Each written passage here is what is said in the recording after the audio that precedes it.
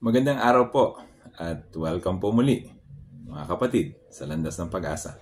Ako po si Eric Rivas. Ang mabuting balita ng Panginoon sa araw na ito ay hango po kay San Mateo, chapter 6, verses 1 to 6 and verse 16 hanggang 18. Pakinggan po natin. Noong panahong yon, sinabi ni Jesus sa kanyang mga alagad, "Pag-ingatan ninyo na huwag maging pakitang tao lamang ang paggawa ninyo ng mabuti. Kapag ganyan ang ginawa ninyo, wala kayong matatamong gantimpala buhat sa inyong amang nasa langit.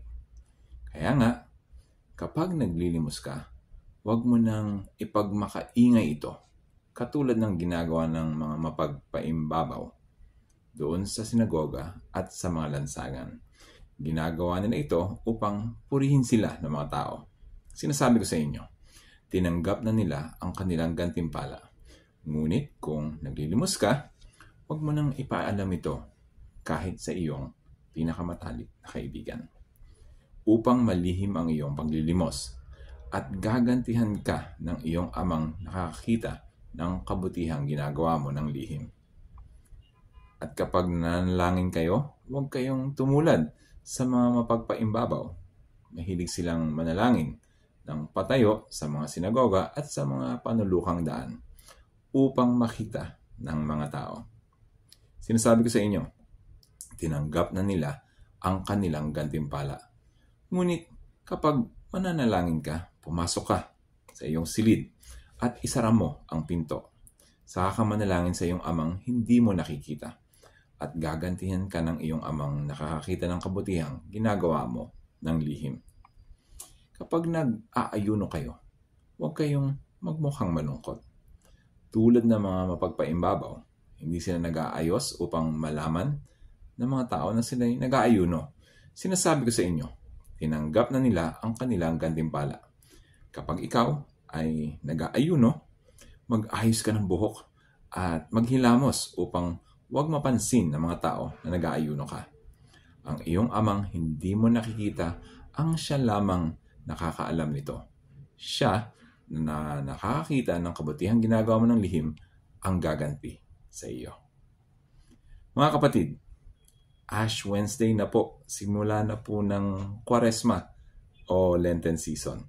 Sana ay magkaroon kayo ng pagkakataon na simulan ang panahong ito sa pamamagitan ng banal na misa. At kung maaari ay magpalagay tayo ng krus na abo sa ating mga noo. Paalala po ito na lahat tayo mga nilalang ay may hangganan. At pag ang panahon natin sa mundo ay tapos na, sa ating kamatayan, tayo pong lahat ay babalik sa pagiging abo o alikabok. Panahon din po upang tayo ay magmilay sa direksyon ng ating buhay.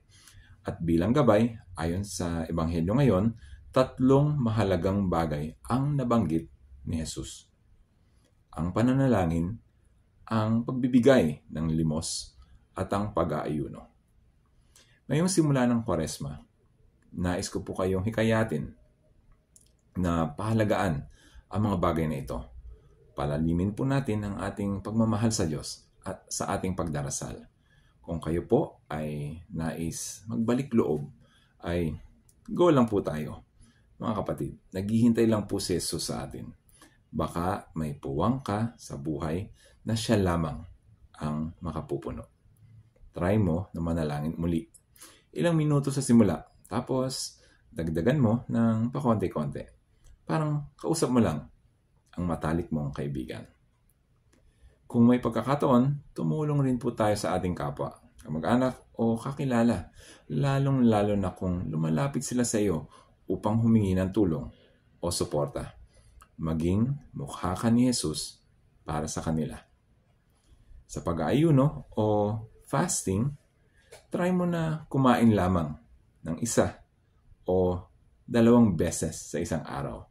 Tapos, ialay mo ang iyong sakripisyo bilang paraan ng pagmamahal mo sa Diyos. Huwag na rin po nating i-post sa social media kung kaya naman, para sikreto nyo na lang ni Jesus. Dagdagan ko na rin, iwasan natin ang magkasala. hanggat maaari.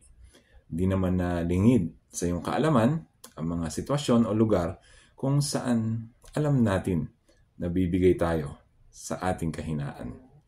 Iwasan mo na. Mga kapatid, sa simula ng Kwaresma, simula na rin nating alalahanin ang ginawa ng Panginoong Hesus para sa ating lahat upang ikaw at ako ay mailigtas. Kanyang inako ang ating mga kasalanan, sinaktan, nagdusa at pinaslang para sa ating lahat. Ngunit may mabuting balita rin naman. Siya ay nabuhay muli, umakyat sa langit at binuksan ang landas sa langit upang tayo ay mapag-isang muli sa kanyang Ama. Kailangan lang natin na manampalataya sa kanya at palang araw, humakbang at pumasok sa pintuan ng langit na kanyang binuksan. Tiyak natin na gusto ni Jesus para sa ating lahat yon. Kung inyo pong nagustuhan ang maikling pagmumuni-muni nito, paki-like and share lang po. Baka po makatulong sa inyong kaibigan, kakilala o kamag-anak. Ako pong muli si Eric Rivas. Happy Ash Wednesday at God bless po sa inyong lahat. Thank you.